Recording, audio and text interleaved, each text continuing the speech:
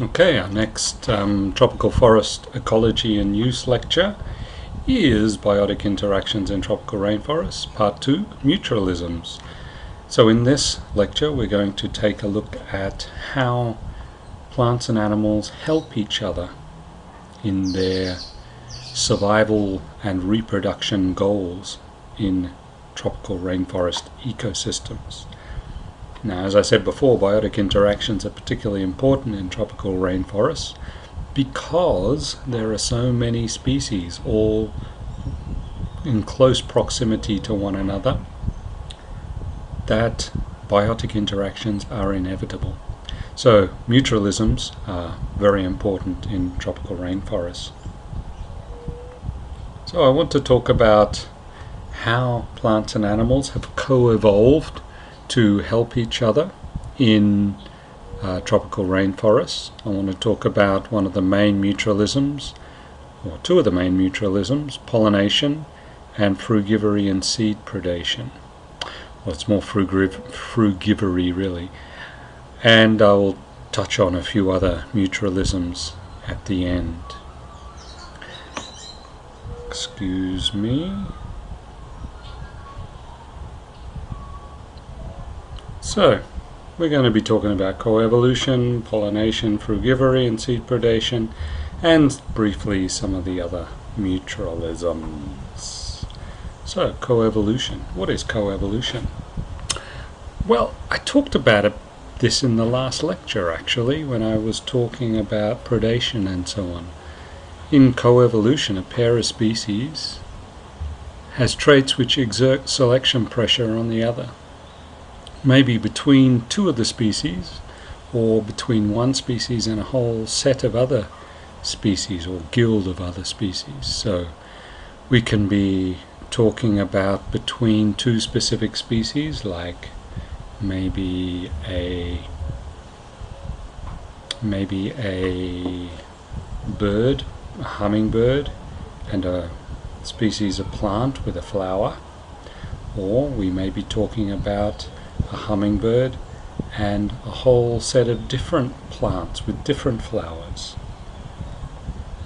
So the one side of the interaction exerts a selection pressure on the other, in the same way that a predator will exert a selection pressure on the consumed or the prey, or a herbivore would exert pressure on the plants, and in return the plants would exert a pressure on the herbivore or the predator.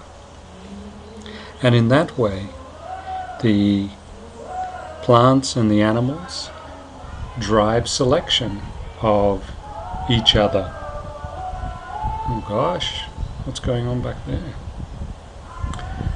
So plants and pollinators are an example of coevolution. Plant seed dispersal and frugivores are also an example of coevolution. And coevolution, as I said, is particularly important in rainforest ecosystems. Look, here's our little hummingbird feeding from a flower. So what is our hummingbird and our flower getting from each other? And how are they exerting a selection pressure on each other? And these selection pressures may be so far-reaching and go so far in a stable environment, like a tropical rainforest, through time, that you get weird and wonderful flowers and weird and wonderful animals, like this orchid and this euglossine bee, such that each one is very specialized and designed particularly with this interaction in mind. So the first mutualism that we're going to consider is pollination. Again, I have to warn you, unless you didn't realize, plants are stationary. They cannot move around. So one plant cannot move over and walk over to an individual of the same species and exchange pollen or exchange gametes. Some sort of vector is needed to get the pollen between the individuals. Now in the past, you've probably learnt that wind and water was used to transfer these gametes between the different individuals of the same species so that sexual reproduction could occur.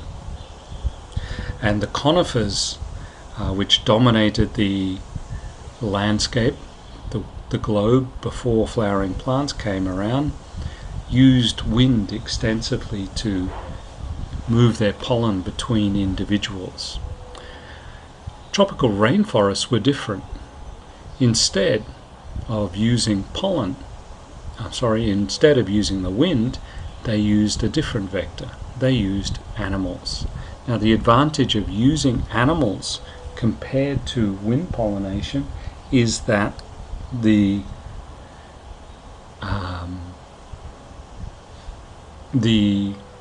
animal vector is a much more efficient vector compared to the wind vector. So these animal vectors can take a very small amount of pollen and move them directly to the next individual of the same species. So there is much less pollen which needs to be produced by plants to achieve the same reproductive output. You also need a fewer number of flowers or female parts, because the pollen is going to go directly to those female parts without need for a large amount of flowers needing to be available to capture small amounts of pollen which make it to the next tree. So using animal vectors means that flowering plants were much more efficient with their reproduction. They needed to produce much less pollen and much less flowers to achieve reproductive success. Not only that, they didn't need to occur in such pure stands. In other words, you may have a tree of one particular species of flowering plant mixed in with a whole set of different trees. And because the animal vectors would move directly from one species of tree to another, well, then the plants did not need to occur at very high densities, so you could guarantee pollen could move between or find an individual of the next species.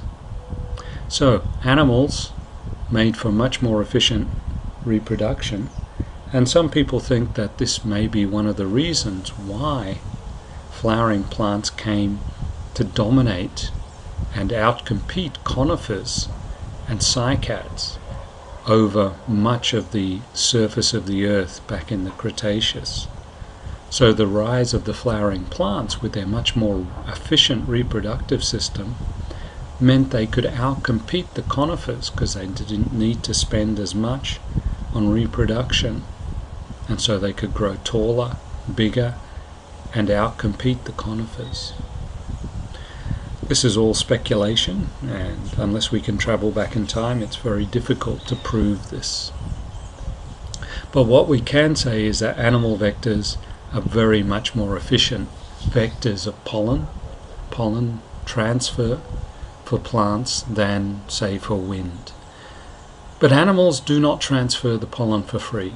So the plant is winning with this interaction because it gets its gametes transferred, and that means that sexual reproduction can take place.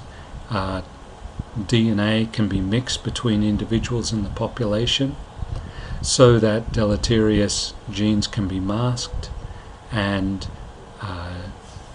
alleles can be preserved within the population. Animals need to get some sort of reward for this, however.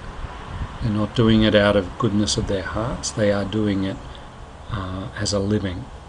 And plants will give those animals food. They will give those animals food in the form of nectar, or carbohydrates, or they will give the animals food in the form of protein, as in pollen. So some of the vectors will actually eat pollen as well as transfer it. Now, it's in the best interest of the plant to minimize the amount of reward they give to their vectors. If they give too much reward, then the animal is not likely to go and look for a next individual of the same species. If it's, in other words, if it's completely full up, it's not likely to go and look for more food.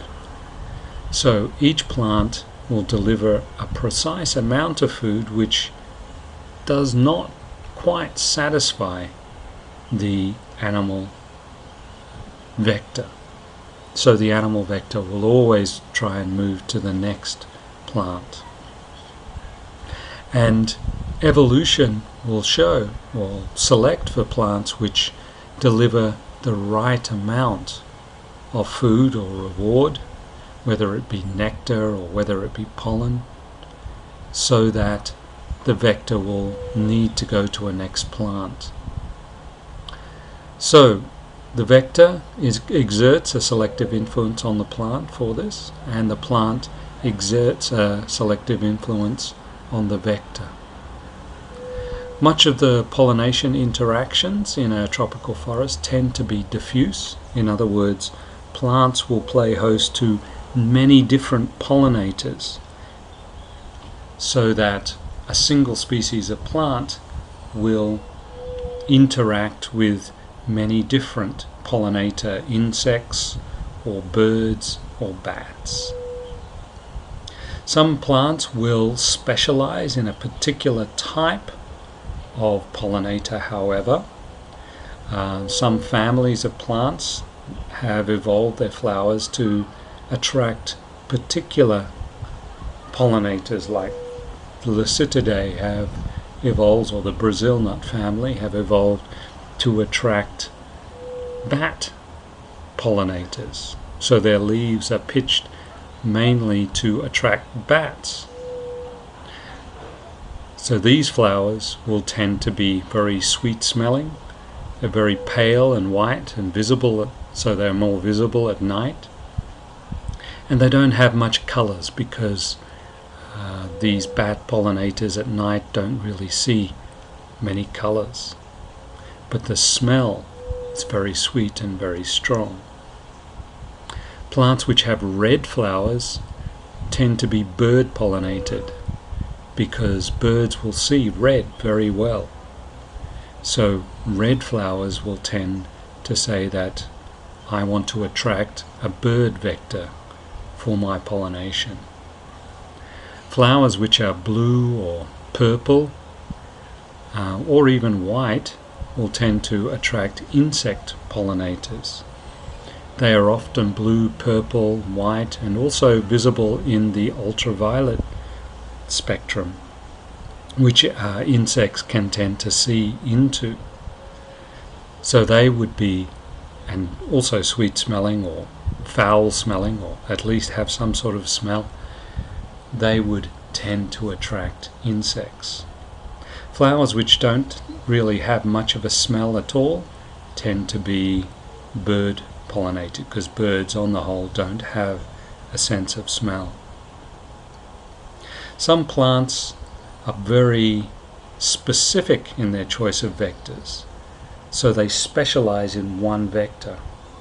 Now you must ask yourself, why would a plant want to specialize in a pollination vector? Well, the reason is that plants will quite often compete for pollination vectors. If there are so many species of plants and they're all flowering at the same time, there isn't going to be enough pollinators to go around. So plants will tend to try and grab and hold on to a pollinator as one strategy for ensuring pollination. So they will specialize in attracting a particular pollinator, and that pollinator will specialize to pollinate that particular plant. And in the end you may have a mutualism where one insect pollinates one plant. And if the plant would die, then the insect species would also go extinct because it cannot survive without that plant. And the plant would remain unpollinated if the insect went extinct, because it needs the insect for pollination.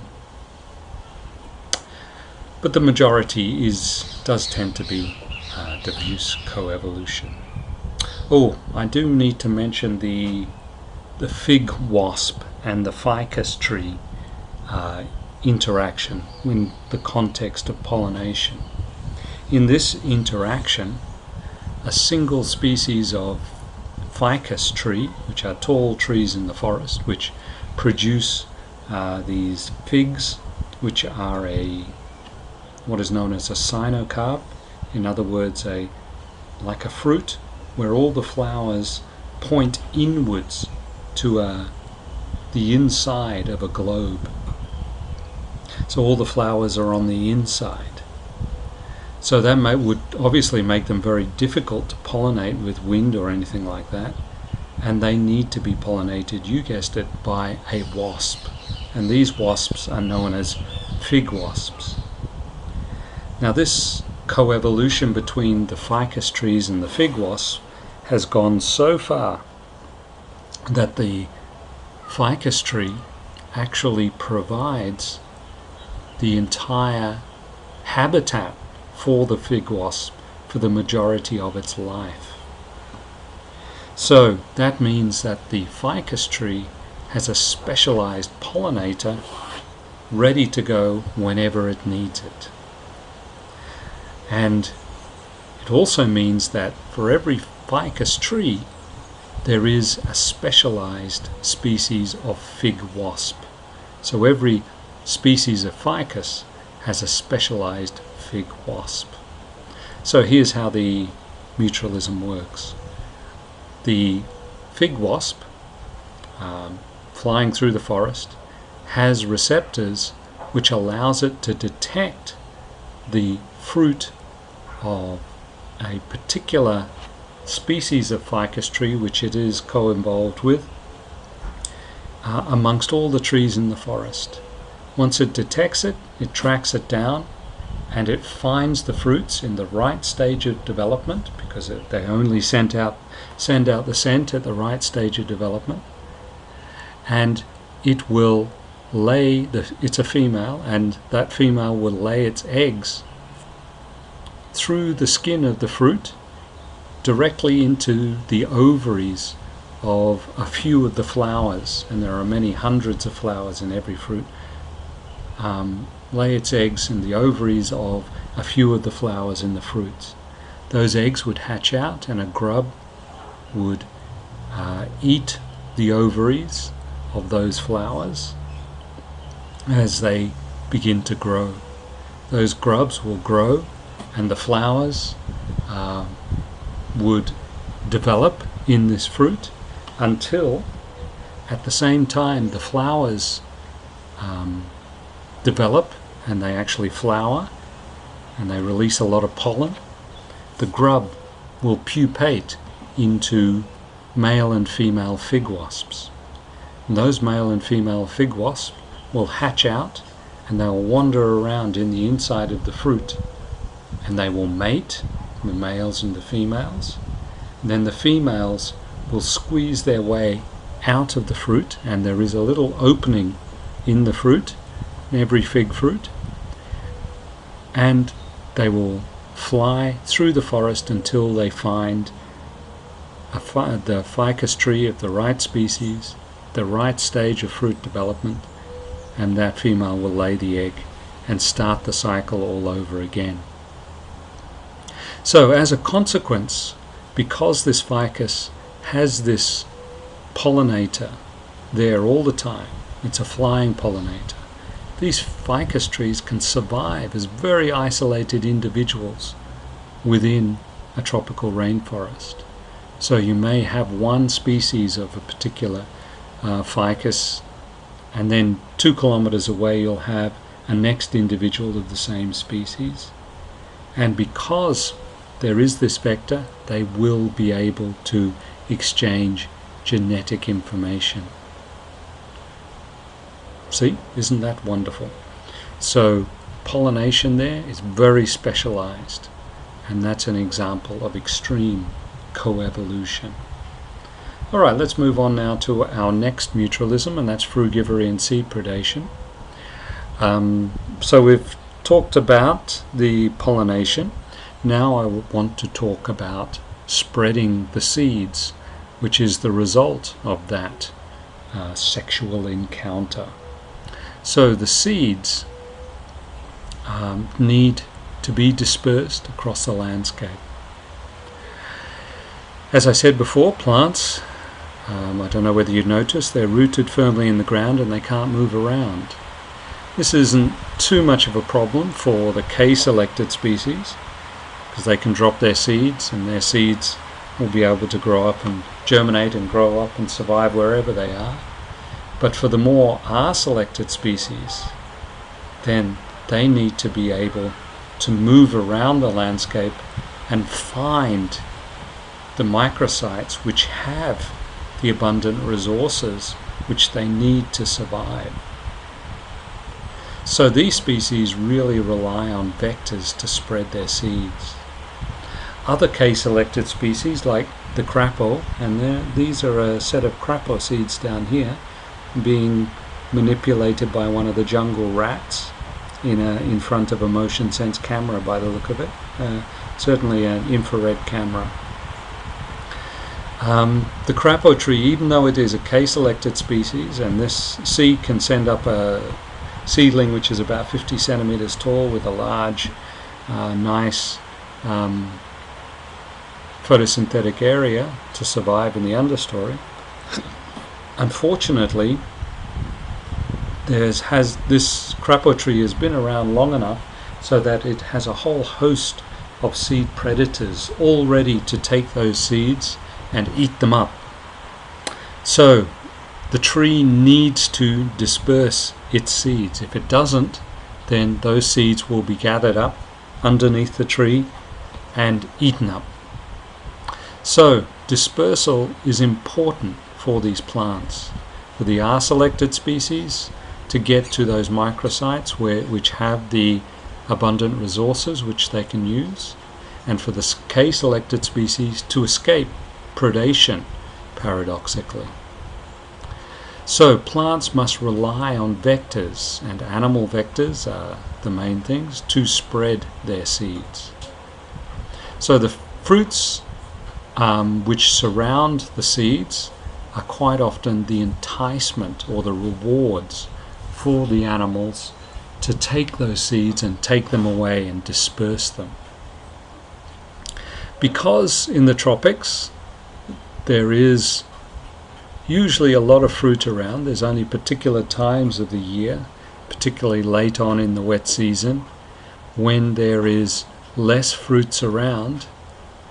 There's always some fruits around. So animals can be specialist frugivores. They can only eat fruit. And in some cases, animals will often be, will be dedicated seed eaters. That's quite often the rodents. So these fruit eaters will specialize in the rewards that the plants offer to transport their seeds away. The R-selected species, they want to disperse their seeds widely, and they want to disperse their seeds in many different places, so that small seeds will, some of them, or at least one of them, will encounter a microsite with high resources, and it will be able to grow up to maturity and start the cycle once again. So their seeds tend to be quite small, and they rely on vectors which can fly and move great distances across the landscape. K-selected species, on the other hand, are more interested in producing large seeds which can germinate and survive in the understory. Now, large seeds are not going to be transported very well by organisms which fly, so quite often these K-selected species with their large seeds will tend to favour terrestrial or vertebrate type dispersers. Specialist frugivores are usually group foragers, and that is because fruiting may be a very patchy resource in a rainforest, and you having a great number of eyes looking everywhere in a group is a much more efficient way of finding a fruiting tree.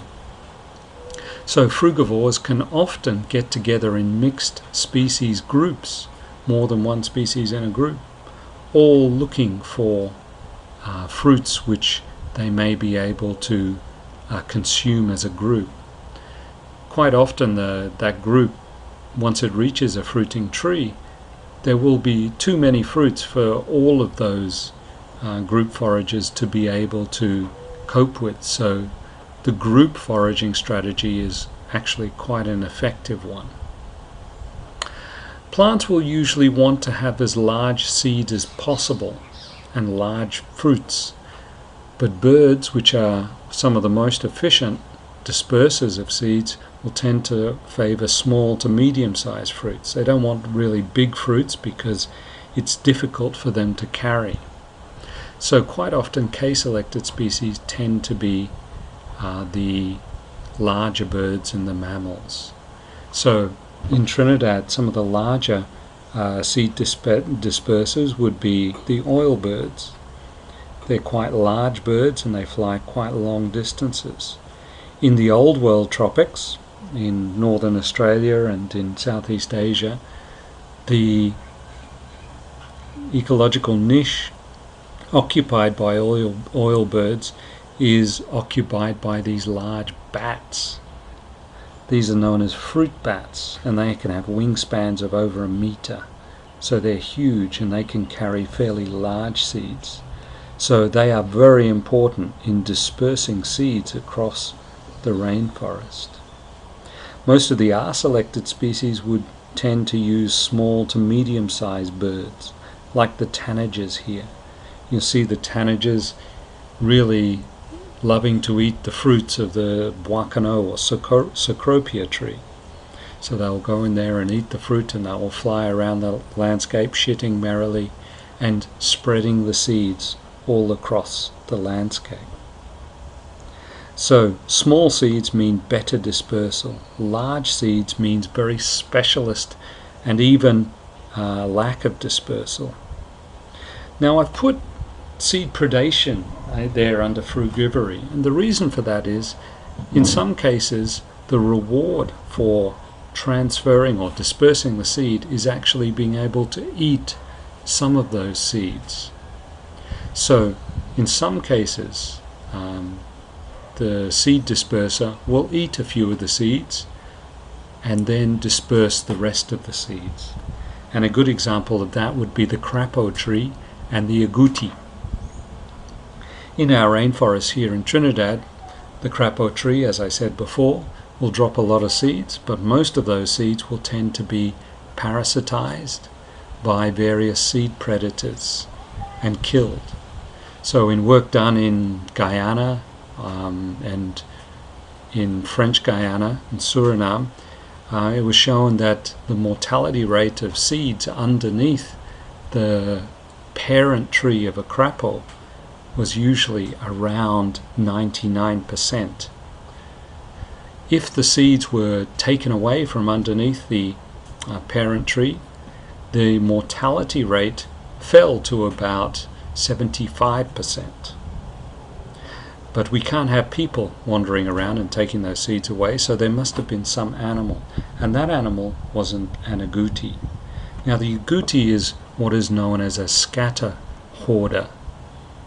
So what it would do, it would find the seeds underneath the parent tree, it would eat a couple, and then it would gather up as many as it could and take them away and bury them somewhere. It would cache them somewhere.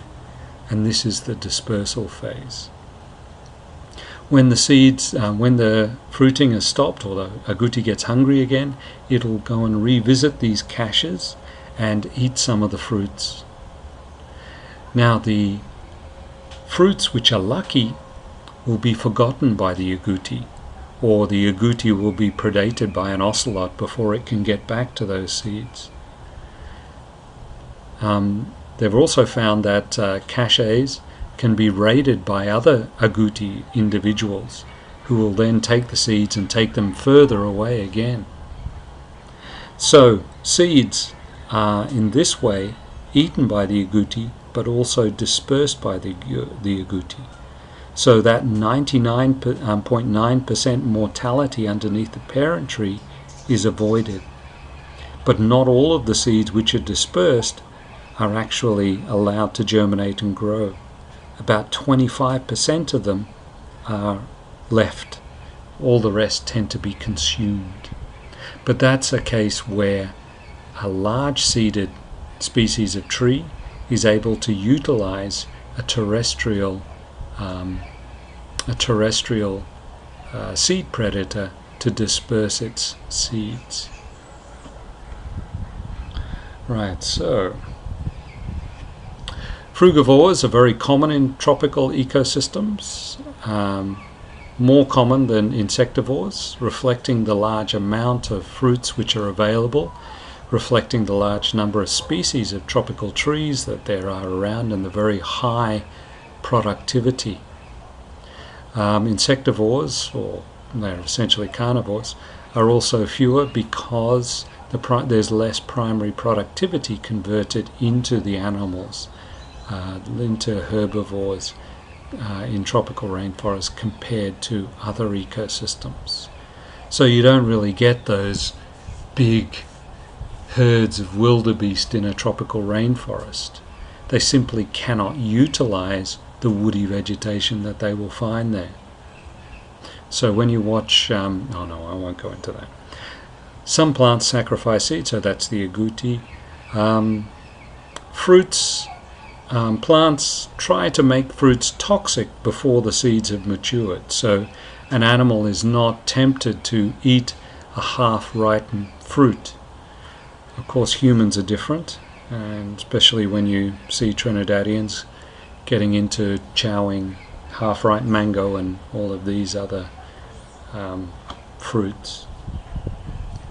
So fruits are often toxic before the seeds have matured, so they're bitter and sour, and then they will become very sweet once the seeds have matured, and very attractive for the animals to take away. Okay, I've got some other mutualisms that we can also talk about. Ants.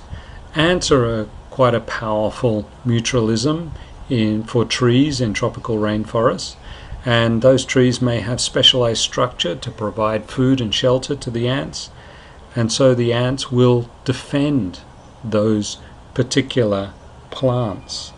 And a good example of that is the Cecropia species. All through mainland South America, Cecropia trees, Bois trees, have hollows in their stems, and they produce these white carbohydrate-rich bodies from their leaf petioles, and these ants eat the bodies, and they will build their nests in the cavities in the trunk of the tree. So what that means, if you go and try and climb a Cecropia tree, you're quite likely to get attacked by the Azteca ants which have taken up residence in that tree. They're trying to defend their nests, but incidentally they're defending the plant as well. And this is a very effective defense of the Cecropia tree by these ants, and which the Cecropia tree benefits from enormously. So it's a very good mutualism. And it's interesting to see that as you move up the islands of the Lesser Antilles, you will get fewer and fewer ant trees in the Cecropias, ants nesting in the Cecropias. And that is because the main herbivore on these Cecropia trees will tend to be sloths. And sloths which simply don't exist up the islands. So there's less need for this type of mutualism. So the cecropias up there don't provide the fruit bodies and don't provide the cavities for the ants to nest in. Another mutualism is the leafcutter ants and the fungus, and I've talked about those already. Other mutualisms which I should mention are also between plants and microbes. The mutualism between plants and mycorrhiza I've mentioned already in the soils lecture, as I have with the mutualism between plants and the rhizobium bacteria. These are very important mutualisms which provide the plants and the microbes with very important opportunities to persist in the ecosystem. Okay, so these types of mutualisms should be remembered when you're trying to grow your particular timber tree in a forest, maybe even in a plantation and so on. If you don't have the right pollinator, you're simply not going to get a next crop of your tree. So you need to be aware of that. So, or for instance, if you are trying to grow crapo trees in your native forest and there is no agouti because they've all been hunted out, then you are going to lose your crapo trees and you're not going to be able to produce as much timber. Okay, so there you have it, coevolution, and here's some of the summaries there. So thank you very much to listening to that lecture, and I will see you in class.